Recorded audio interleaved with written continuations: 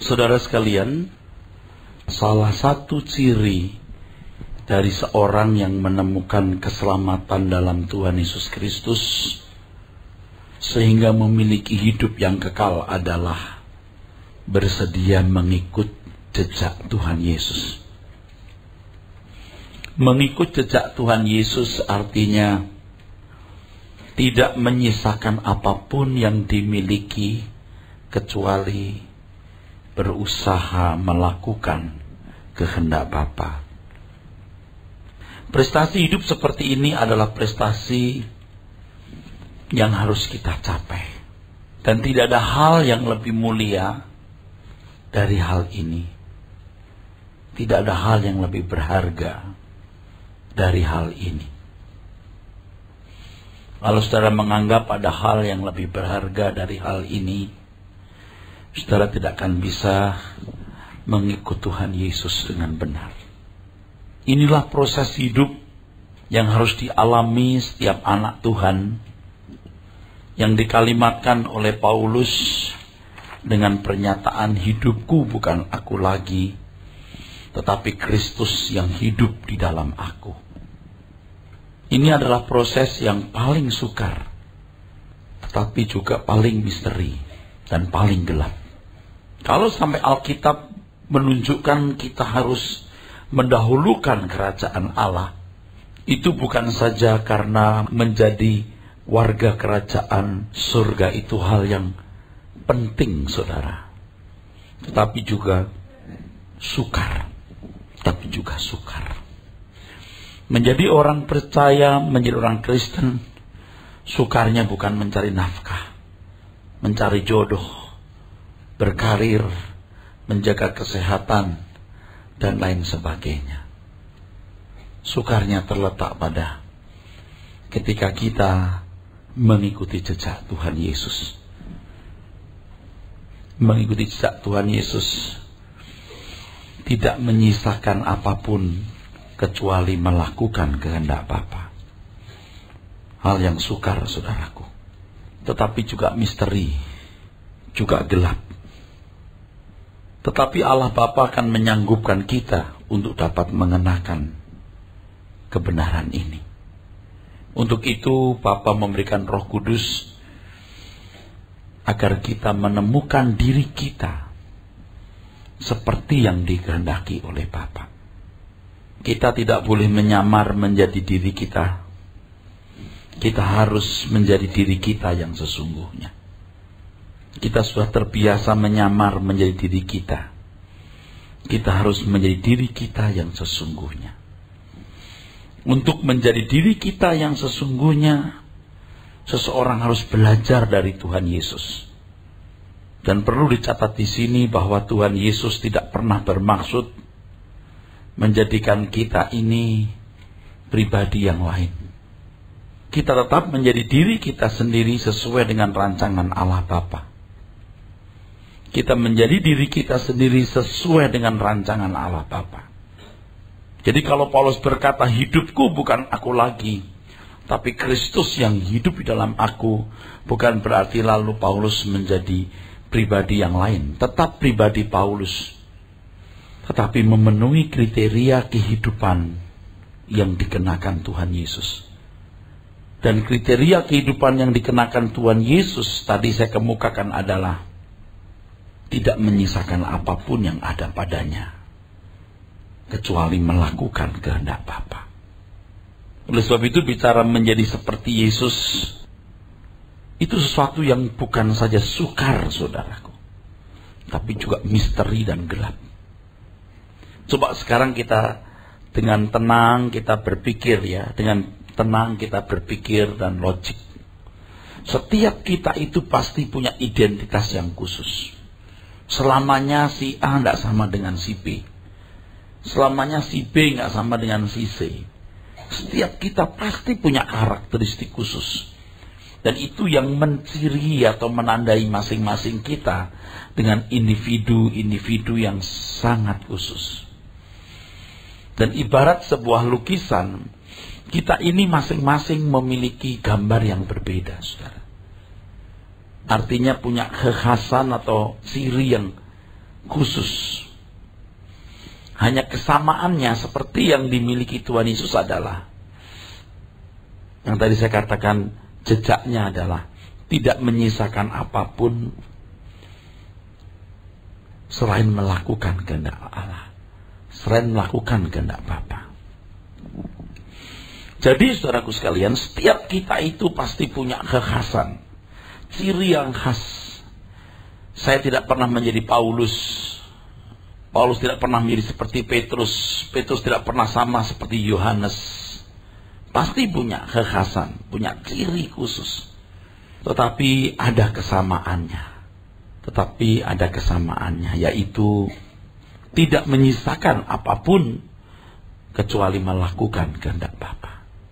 Nah, oleh sebab itu menjadi seperti Yesus itu sebenarnya sukar, misteri dan gelap. Betapa hebat Allah Bapa ya, memiliki begitu banyak lukisan, yaitu manusia dengan ciri-ciri khasnya, dengan keberadaannya yang sangat unik, tidak ada satupun orang yang sama. Tetapi setiap individu ini harus memiliki kesamaan, yaitu apa saudara? Tidak menyisakan apapun kecuali melakukan kehendak Bapa. Tadi saya sempat mengatakan satu kalimat yang mungkin saudara juga agak bingung. Kita tidak boleh menyamar menjadi diri kita. Kita harus menjadi diri kita yang sesungguhnya. Diri kita yang sesungguhnya seperti yang Tuhan kehendaki. Nah, kita ini orang-orang yang sudah canggih menampilkan performance, menampilkan sosok, ya. Menampilkan performance, menampilkan satu sosok yang diakui orang lain, yang dimanusiakan orang lain. Kalau pakai bahasa Jawa itu yang diuwongke, saudara. Kalau saya buat satu lukisan, saudara, pasti masing-masing kita punya ciri khas. Katakanlah ada bentuknya begini, ada bentuk begini, ya saudaraku, ada bentuk begini, ya. Allah mau kita menjadi diri kita sendiri. Dan masing-masing punya ciri khas. Masing-masing punya keberadaan yang khusus. Kesamaannya adalah tidak menyisakan apapun yang ada pada kita kecuali melakukan kehendak Bapa. Dan betapa indahnya lukisan ini, saudaraku, ya. Betapa indahnya lukisan ini, saudara. Dengan karakter yang khusus, kita masing-masing tetap menjadi diri kita. Kesamaannya adalah kita melakukan kehendak Bapa. Hidupku bukan aku lagi, tapi Kristus yang hidup dalam aku. Artinya ketertundukannya kepada Bapa di surga. Kesediaan melakukan kehendak Bapa. Bukan melakukan kehendakku sendiri, tapi kehendak Bapa di surga. Nah, kita sering mau menampilkan diri kita, saudara. Mestinya kita seperti ini, lalu kita belum menemukan memang. Tapi kita ingin diterima orang lain, maka kita menampilkan diri dengan lukisan seperti ini misalnya. Nah, ini yang bagus, ya. Yang bagus menurut kita. Dan kita bertindak sedemikian rupa untuk diterima orang, untuk diakui. Kita punya gambar sendiri. Nah, kalau kita sekarang jujur, kita belum menemukan seperti ini, kita mesti ngotot, ya. Mesti kita ngotot. Kalau pakai bahasa yang akhir-akhir saya sering gunakan, kita mesti kalap. Aku itu menjadi seperti apa sih? Aku harus bagaimana sih? Orang mesti menemukan ini bentuk-bentuk yang Allah Bapa kehendaki untuk kita miliki, untuk tergelar, untuk terperagakan dalam hidup kita masing-masing. Nah, kan rusaknya manusia sudah terlalu parah ya, saudara. Kan waktu kecil kita membayangkan jadi orang sukses tuh begini gitu. Kalau anak remaja kan jadi orang terkenal. Anak remaja kan berpikir, wah jadi selebriti itu senang. Seperti ini, lalu berpenampilan seperti ini. Maka anak-anak yang memuja selebriti akan bersikap seperti selebriti itu. Yang ini loh. Dari bajunya, dari model pakaiannya, dari merek tasnya, dan seterusnya, saudara. Kalau orang bercita-cita ingin menjadi seorang akademisi, ya bergelar doktor, wah, dia sadar nggak sadar dia telah membangun satu sosok manusia yang ingin ditampilkan itu seperti ini. Nah sekarang kita, saudaraku, setelah jadi anak Tuhan, kita belajar dari Tuhan Yesus. Tapi seperti Tuhan Yesus itu apanya, saudara?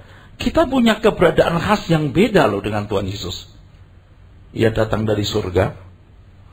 Dia tinggal di Palestina dengan kultur budaya yang berbeda. Kalau kita berkata soal kerendahan hati, kita pernah nggak lihat Yesus itu rendah hati? Yang gimana rendah hatinya? Nah, rendah hatinya orang Jawa dengan orang Batak beda loh, saudara. Penampilan luarnya maksud saya. Lemah lembutnya orang Jawa dengan lemah lembutnya orang Batak itu beda loh, saudara. Nah, lemah lembut itu apa? Apa nggak gelap, saudara? Apa nggak misteri itu?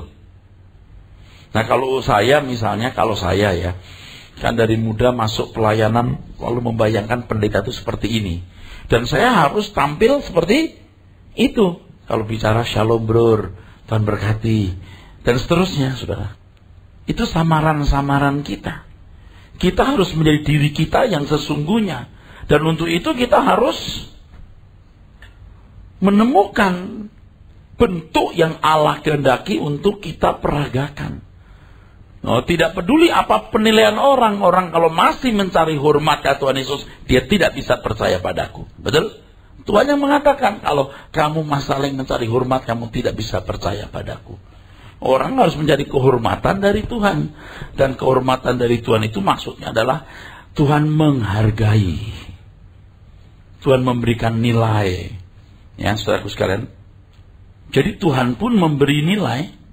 Nah, kalau saudara menjadi seperti ini, itu memuaskan hati Bapak. Menjadi lukisan-lukisan seperti yang Bapak kehendaki. Oleh sebab itu kalau kita dari ini bergaul dengan orang di sekitar kita, kita menemukan keunikan-keunikan yang dimiliki orang. Entah dari DNA yang diwarisinya dari orang tua, entah karena lingkungan. Pasti punya khas keunikan sendiri, saudara. Setiap orang. Setiap pribadi, ya biar saja dia menjadi seperti dirinya. Tapi dalam pembentukan dalam penggarapan Allah sampai menjadi seperti ini. Dan kita semakin tua itu harus semakin terbentuk. Jangan makin tua makin gak jelas. Cuman khawatir saya kalau orang udah terlalu parah, ya, bentuknya terlalu parah itu untuk diperbaiki hampir nggak bisa. Itu masalahnya. Ini masih lumayan mau jadi seperti ini. Nah, kalau bentuknya begini gimana, saudara? Ini menjadi seperti ini sudah susah. Yang saya gambar ini bukan sesuatu yang salah. Ini begini. Emang begini. Ini frame untuk membantu saudara mengerti. Orang yang sudah terlalu rusak susah. Orang yang perspektif, ya, sudut pandang hidupnya sudah salah, itu mau diluruskan sudah susah. Orang yang tidak biasa memiliki perspektif kekekalan untuk belajar memandang kekekalan nyaris tidak bisa. Nah, kalau Bapak Ibu masih bisa ketolong sekarang ini terus mendengar firman dan mau berubah, syukur. Banyak orang tidak bisa diubah lagi. Dan tragisnya kalau itu seorang rohaniwan. Karena dia sudah punya bentuk dalam benaknya itu begini nih. Yang rendah hati itu, shalom bro, Tuhan berkati bro. Di benaknya itu begitu. Yang lemah lembut itu tidak kasar.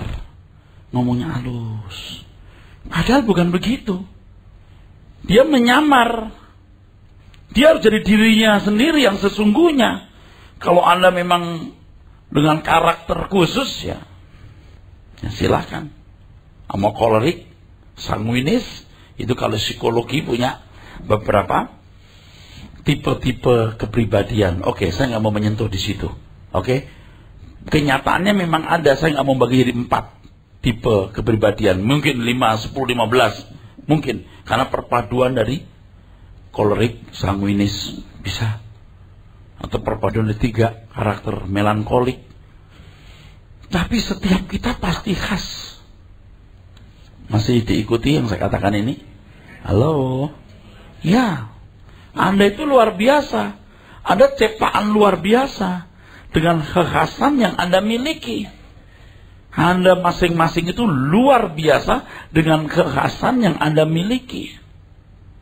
Jadilah menjadi diri Anda yang sesungguhnya seperti yang dirancang Tuhan. Nah, sering saya menggunakan kalimat ini walaupun nggak pas betul ya. Ukuran umumnya Tuhan Yesus. Ukuran khususnya hanya engkau yang tahu dengan Bapa di surga. Amin. Jadi kalau kita belajar tentang karakter Kristus, itu ukuran umum. Ukuran umum. Seandainya Tuhan Yesus pada zaman sekarang lalu negur orang dengan cara tertentu kan, apa kita harus pakai cara itu? Bisa beda, tapi esensinya sama. Kalau seandainya Tuhan Yesus itu orang Jawa, oke, memuji Tuhannya pakai gending ya, terus kesantunannya pakai kesantunan orang Jawa ya, ngomongnya lebih pelan, lebih kalau ngomong nunduk-nunduk. Apakah orang Batak jadi begitu nanti? Karena seperti Yesus kan begitu. Nah, kita nggak tahu secara lengkap orang Yahudi pada zaman Tuhan Yesus itu gayanya gimana, stylenya itu gimana. Waktu Tuhan bilang ular beludak atau gini, ular beludak, kita nggak tahu. Kamu seperti kuburan, luarnya putih, dalamnya penuh tulang belulang. Atau gini, kamu itu gini ya, seperti kuburan, tapi dalamnya itu tulang belulang. Nah, kalau saya nanti pakai bahasa Erastus kan nggak begitu. Itu bukan tipe saya kan. Saya menyalahi dong, nggak seperti Yesus dong. Tuhan berkata, bertobatlah kamu, kerajaan Allah sudah dekat. Kerajaan surga sudah dekat, bertobatlah kamu. Tuhan gimana coba? Nadanya gimana nadanya? Bertobatlah kamu, kerajaan sudah dekat. Terus nanti ibu-ibu, ini wanita lagi, bertobatlah kamu, karena kerajaan Allah sudah dekat. Nggak sama dong, Tuhan Yesus pakai banting-banting tadi. Kita nggak tahu gimana stylenya Tuhan secara lahiriah, performance-nya secara fisik. Kita nggak tahu, tapi intinya mesti tahu kasih. Kasih itu gimana? Nah, kasih itu bagaimana mengekspresikannya itu kan beda-beda, saudaraku sekalian. Ada orang yang bantu orang, ini Pak ya, bantuan Bapak ya, dipakai ya nih, ambil, pakai ya, pakai. Yang benar yang mana nih?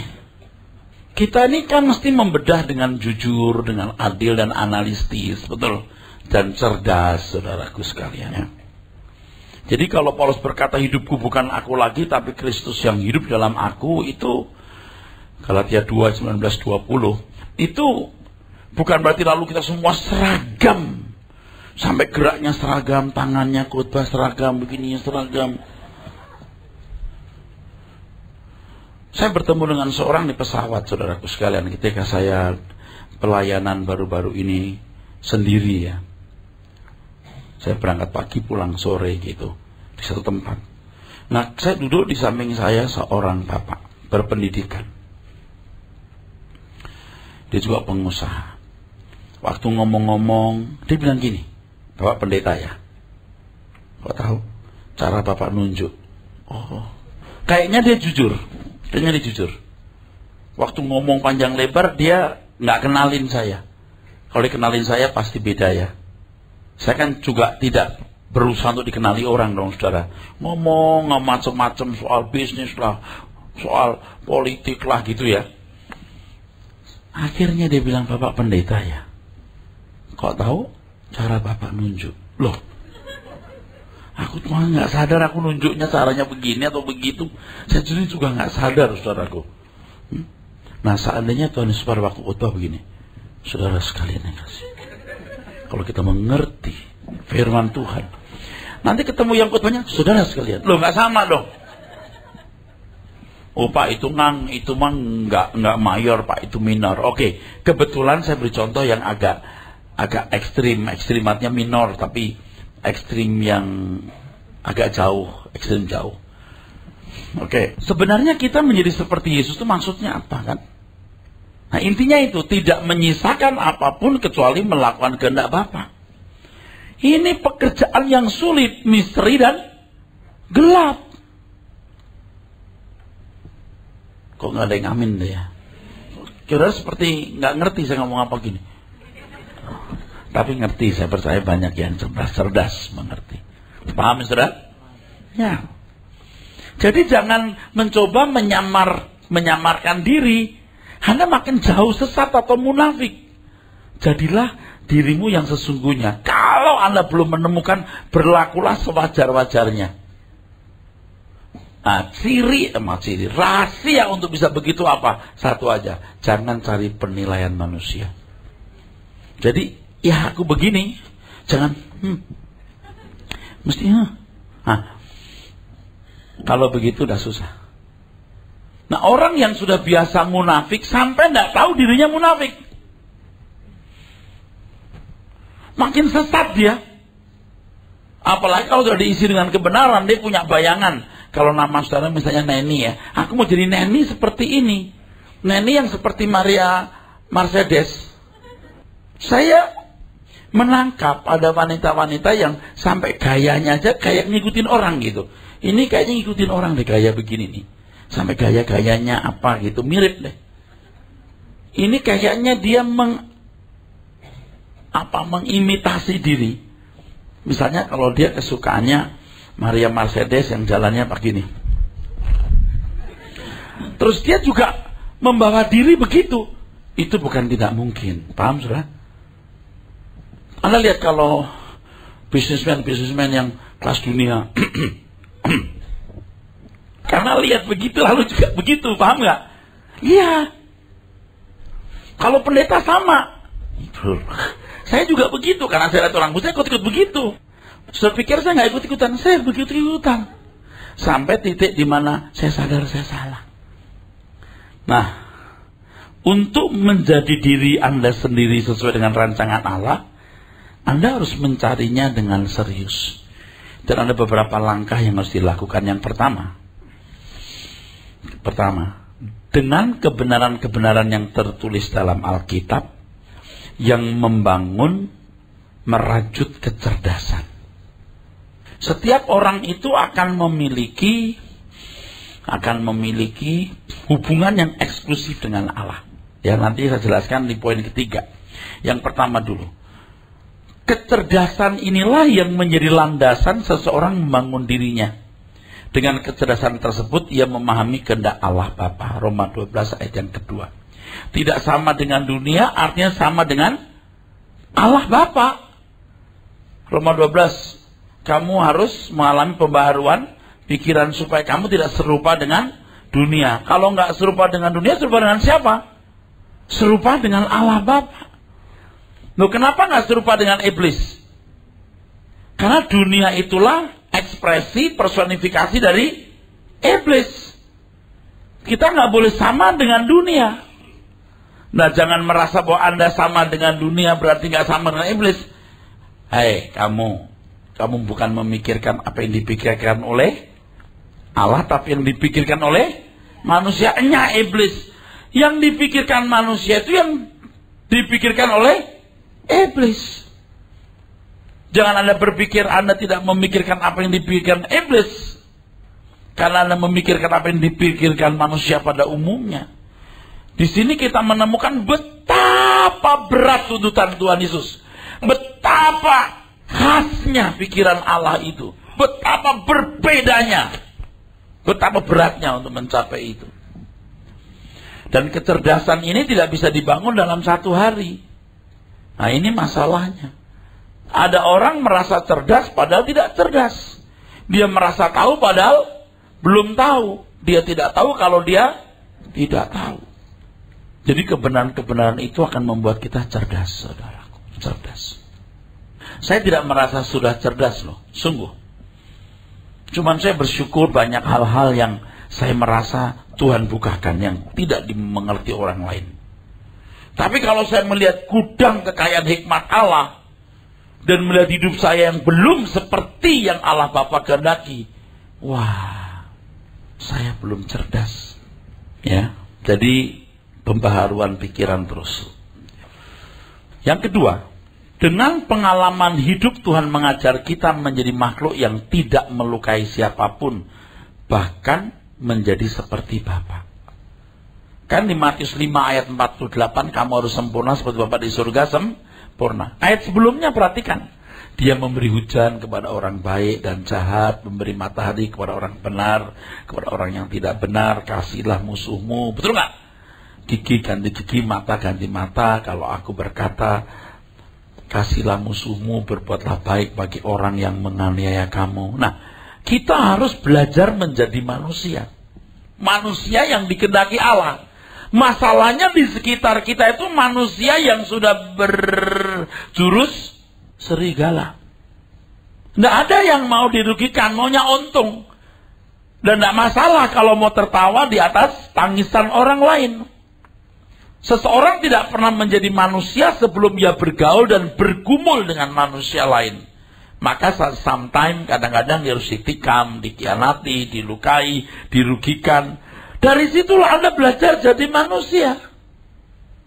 Siapakah sesamaku manusia, Tuhan? Itu pertanyaan orang-orang yang mau mendebat Tuhan Yesus.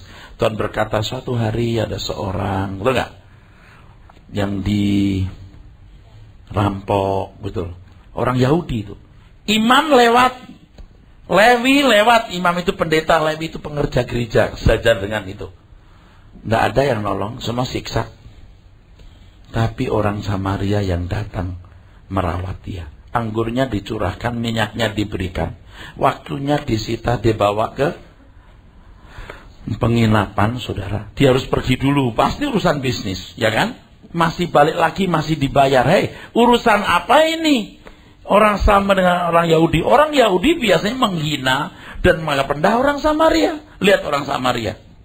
Melalui pengalaman-pengalaman hidup, gesekan-gesekan dengan sesama dan lain sebagainya, seseorang dilatih Tuhan untuk memiliki nurani anak Allah. Lalu kita menempatkan diri dengan benar sesuai dengan karakter kita. Kita membangun diri kita juga melalui pengalaman-pengalaman bergaul dengan sesama setiap hari. Bagaimana harus menempatkan diri. Bukan hanya dari kebaikan orang lain kita belajar. Oh, dapat contoh ya perbuatan baik orang ini. Aku juga mau berbuat baik seperti dia. Tapi dari kesalahan, kejahatan, dan seluruh perilaku manusia yang buruk di sekitar kita. Ketika kita dilukai, kita dirugikan, kita disakiti, kita belajar. Jangan berbuat hal yang sama seperti itu. Itu masih tataran rendah loh. Itu masih tataran rendah loh. Itu pun harus dilalui. Roma 8:28, Allah turut bekerja dalam segala sesuatu untuk mendatangkan kebaikan supaya kita sempurna serupa dengan Yesus. Jadi tidak ada satu kejadian yang tidak ada mata kuliahnya. Itu kurikulum. Loh ilah, kalau seandainya aku nggak ketemu orang itu, nggak rugi gua. Nah ini nggak ngerti. Nggak mungkin itu terjadi secara kebetulan, saudaraku. Semua juga dalam desain Allah supaya kita menjadi manusia bagi sesama kita. Menjadi sesama bagi manusia. Sesama bagi orang lain. Menjadi manusia bukan serigala bagi sesama. Manusia Allah loh. Bukan manusia biasa loh. Karena manusia biasa bisa kelihatan baik, dalamnya bisa tidak baik. Atau bisa baik, tapi standar manusia bukan standar anak Allah. Nah ini kan gelap, saudara. Sebab kita dikehendaki bukan hanya baik, tapi sempurna. Sementara banyak orang juga bisa baik. Kalau kita betul-betul, saudaraku, mengasihi Tuhan, nanti saya singgung di situ.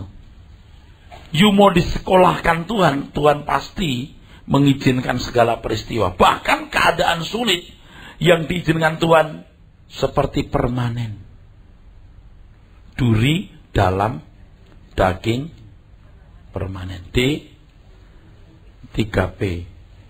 Duri dalam daging permanen. Suami itu bisa D3P. Istri bisa jadi, wah ganti laki-laki jawab D3P. Atasan, mertua, itu bisa jadi duri dalam daging permanen di dunia. Nggak lama. Kalau mertua nggak lama, ya. Saudara, Jadi lewat peristiwa-peristiwa hidup itu kita jadi manusia. Kita baru bisa menempatkan diri bagaimana aku bersikap. Ketemu si A, si B, si C, si D. Itu belajar. Dan banyak kita gagal. Harus diakui. Nilainya rendah.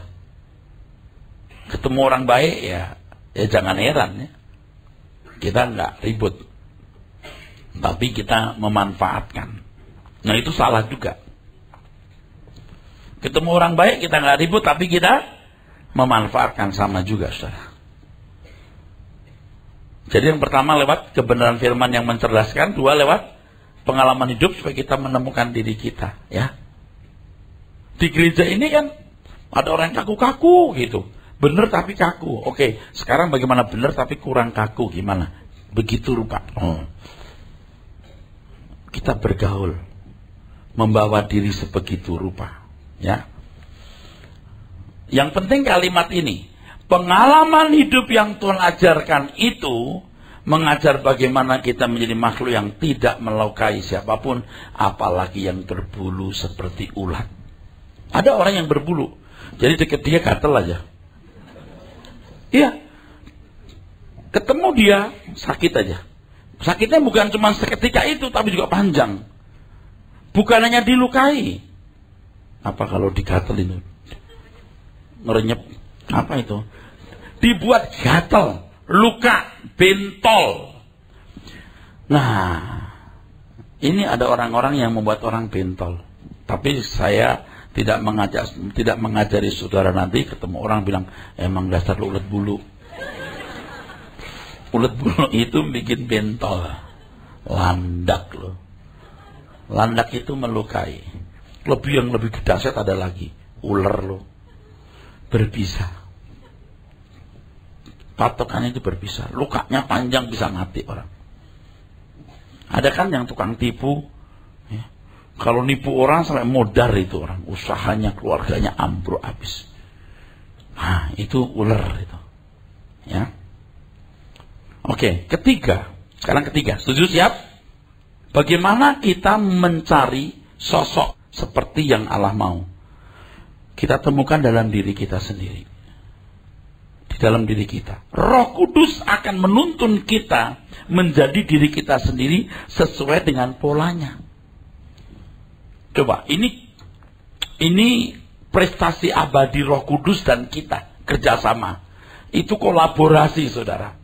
Bagaimana Allah menciptakan sosok Neni gitu, saudaraku. Hah? Sosok Iing gitu.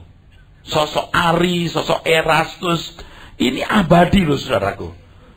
Mesti kolaborasi antara kita dengan Roh Kudus. Bagaimanapun setiap kita harus menjadi makhluk yang unik sesuai dengan rancangan Tuhan. Dan setiap manusia seperti sebuah lukisan yang memiliki keunikan tersendiri. Inilah PR panjang yang harus kita temukan. Kita menjadi lukisan seperti yang Allah kehendaki. Di Yohanes 16 ayat 13 dikatakan bahwa Roh Kudus akan menuntun kita kepada segala kebenaran. Temukan dalam diri kita. Makanya perlu waktu hening. Perlu ada waktu hening. Selalu membutuhkan waktu hening. Pada tengah malam kita mau tidur sejenak, kita memikirkan hidup kita. Paling bagus waktu bangun tidur, saudaraku. Saya sudah memperhatikan hidup saya ini. Saya punya waktu tidur 5-6 jam cukup. Kalau saya berani tidur jam 9, jam 3 bangun seger saya. Waduh, capek nih. Masih jam 3 nih. Kok seger amat saya? Tidur jam 9. Tidur jam 10 lebih lumayan. Jam 4 sudah bangun. Jam 11, jam 5 udah bangun. Seger. Nah, kalau segar begitu pagi-pagi, sunyi gitu, kita diem ya, kita diam. Apalagi kita menyembah dengan teduh. Ingat ya, menyembah dengan teduh ya. Jangan tenggelam dengan itu loh, yang emosi kita bergelora itu loh. Haleluya, terpujilah namamu Yesusku. Luar biasa, haleluya. Sakit jiwa lama-lama. Kita sampai nggak kenal diri kita siapa loh, saudara. Kenapa saya ngomong gini? Karena dulu saya begitu. Kalau hening, diam, tenang, kita memandang Tuhan. Apakah perlu proses ya? Tapi saya mengajari saudara, orang-orang karismatis suka begitu, ya. Jadi kalau nyanyi begini, haleluya,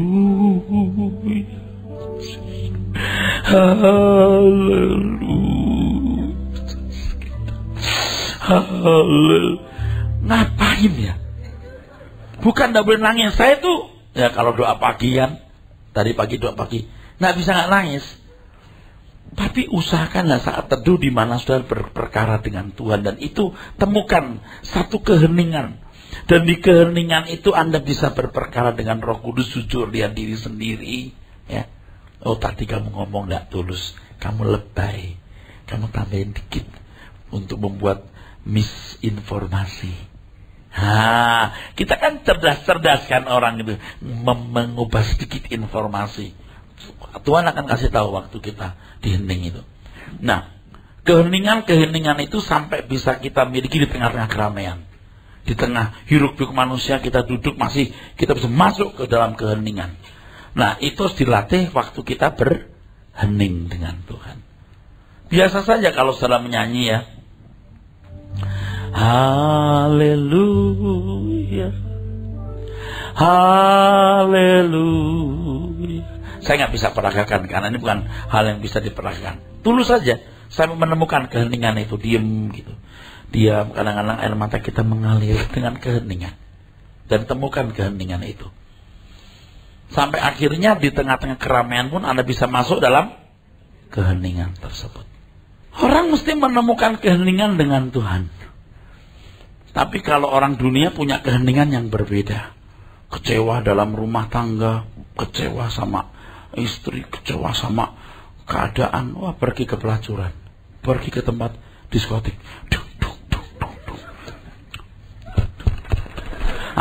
Itu keheningan dia. Apa maksudnya? Itulah keheningannya. Waduh, terbalik saudaraku, udah terbalik. Keheningan kita tuh secara batin dengan Tuhan. Dimanapun kita berada, ada keheningan.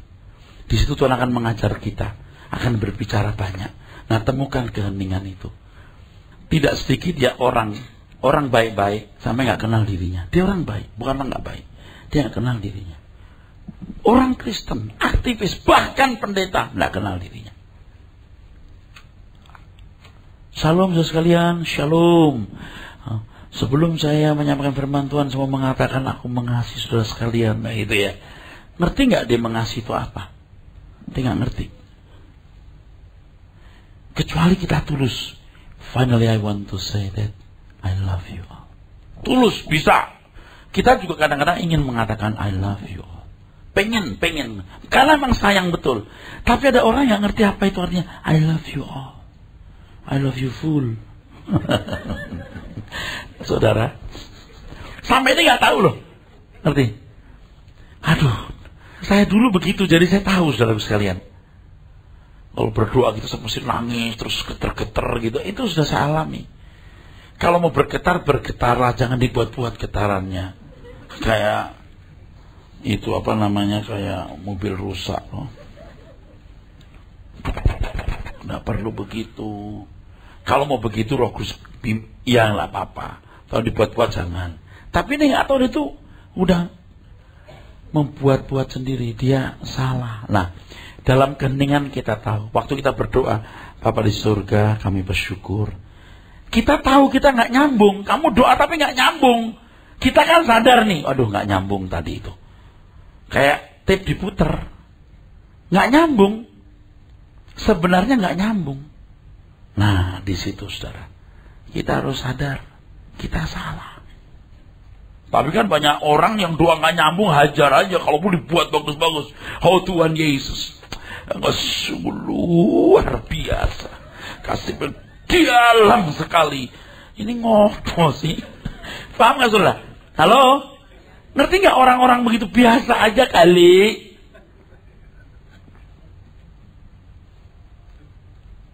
Nggak nyambung. Tapi kalau nurani kita hidup, kita sering masuk keheningan, kita tahu.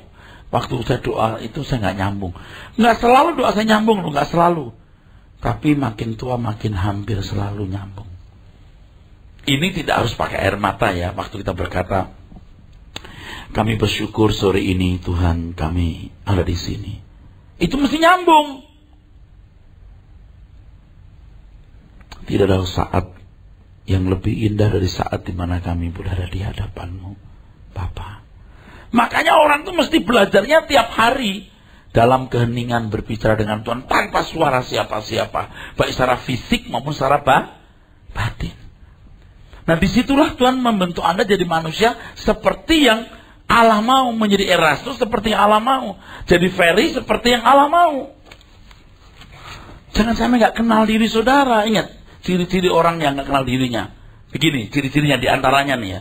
Saya emang orangnya begitu, saya nggak bisa lihat begini, saya nggak bisa lihat begini. Lu kagak bisa lihat begini tuh, yang nggak bisa lu lihat tuh apa? Kalau itu bertentangan dengan firman, boleh. Ini nggak prinsip apa sih? Ya udahlah.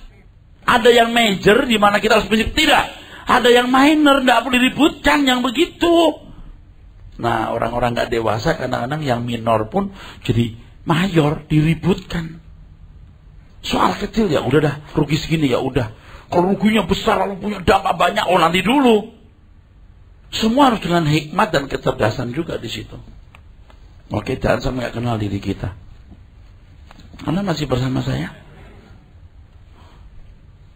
Saya menjelaskannya tapi nangkep ya saudara. Saya bukan orang yang sudah sempurna, saya juga orang sakit yang sedang dirawat oleh Bapak, sedang dirawat oleh Tuhan Yesus. Dan sekarang saya seperti orang kusta yang mulai sembuh atau sudah sembuh walaupun belum total, saya merawat orang kusta lain. Saya nggak akan kena sakit kusta lagi karena saya sudah pernah sakit kusta. Tapi celaka orang yang tidak pernah merasa sakit, udah merasa diri benar, wah udah capek deh. Berbahagialah orang yang rendah hati, yang mau belajar. Jangan berkata begini, om ini udah hidup 3 zaman. Zaman Belanda, Jepang, dan Republik. Udah gak bisa dididik. Om ini sudah banyak makan asam garam. Darah tinggi dia. Om, ini bukan soal om udah pengalaman, tidak. Om itu dengar gak kebenaran yang murni yang merubah hidup om. Tapi kita gak boleh ngomong gitu sih. Biasanya cuman gini, oh gitu ya om. Udah melungker begini nih. Udah susah diubah itu. Apa sih yang kita cari ya saudaraku ya? Amin. Kita mau beneran susah loh. Hah? Ayolah. Nah, tentu proses ini tidak dialami setiap orang. Enggak. Jadi jangan coba-coba mengenakannya kepada sembarang orang. Ini hanya dialami oleh mereka yang cirinya 2. Yang mengasihi Tuhan, yang kedua haus dan lapar akan kebenaran. Dengan bersedia menjadi sosok seperti yang Allah Bapa kehendaki, kita memuaskan hati Bapa. Tuhan Yesus teladan. Ia telah memberi contoh. Ia menjadi pribadi yang memuaskan hati Bapa. Sehingga kita bisa berkata, Tuhan, entah aku jadi kayak apa terserah. Aku juga tidak tahu mau jadi seperti apa. Cuman aku mau memuaskan hatimu Bapa seperti Tuhan Yesus. Bapa akan garap saudara. Amin. Anda bisa ngerti? Ingat ya tadi ya, kalau Tuhan Yesus berkata begini, hai kamu, kayak kuburan. Nadanya gimana kita nggak pernah tahu. Halo, kalau Tuhan ketemu orang gimana say hello-nya, kita juga nggak ngerti. Makanya kita cukup berkata, Bapak di surga, aku tidak tahu mau menjadi manusia macam apa, tapi aku mau menjadi seperti Tuhan Yesus yang memuaskan engkau. Amin. Lalu bentuk aku Tuhan, aku tidak ngerti, ini sukar, ini misteri dan gelap. Tapi Tuhan akan menunjukkan kepada kita. Kalau saya ditanya jujur, Pak Eras sudah menemukan nggak? Belum.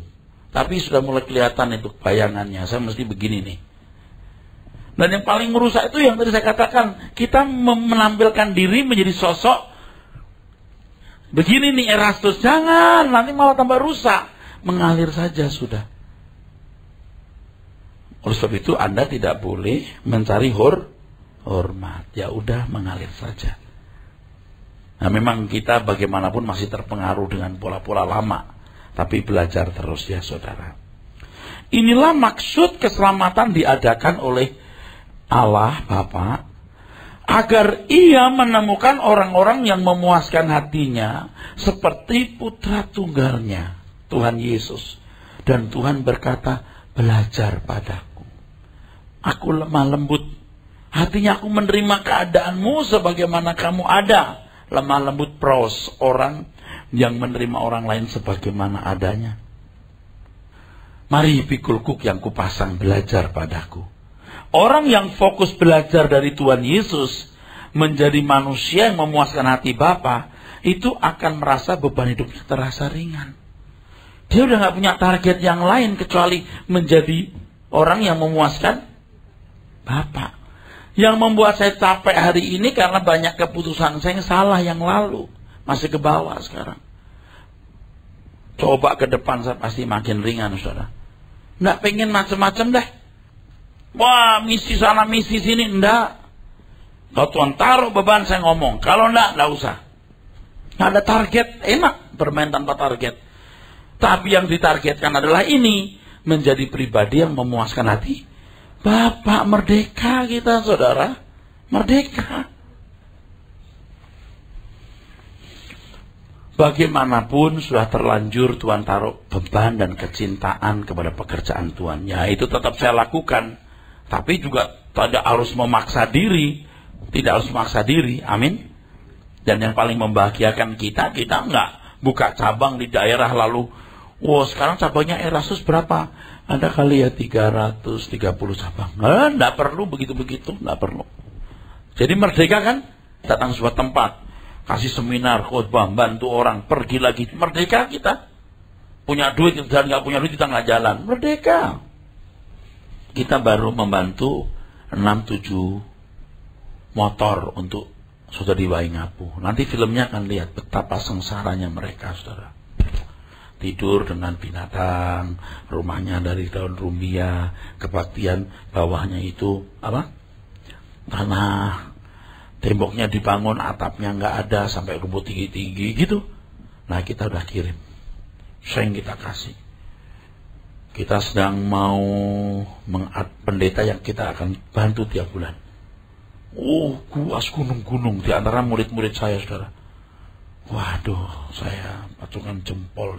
Ternyata saya jadi sekolah Alkitab di Petamburan tidak mengecewakan. Banyak murid-murid sampai motor aja nggak bisa masuk, saudara. Motor titipin orang, mesti pergi lagi. Waduh, menderita, saudara. Waduh. Sebab lebih dari kegiatan pelayanan yang penting, saudara, kita ini diubah Tuhan. Amin. Kita diubah Tuhan. Kita pasti bisa bantu pelayanan di daerah. Pasti. Nanti saya mau pergi ke Waingapu tahun depan, saya kira. Saya persiapkan dulu ya. Semua kesiapan, pelornya dan lain sebagainya. Saya bawa rudal nanti, bukan pelor lagi ya. Tapi jangan, aku mau jadi penginjil seperti ini nih. Seperti Oral Robert. Seperti Maurice Rulo. Nah, aku Erastus. Jadi Erastus seperti yang Allah kehendaki. Kita hidup tanpa beban. Amin.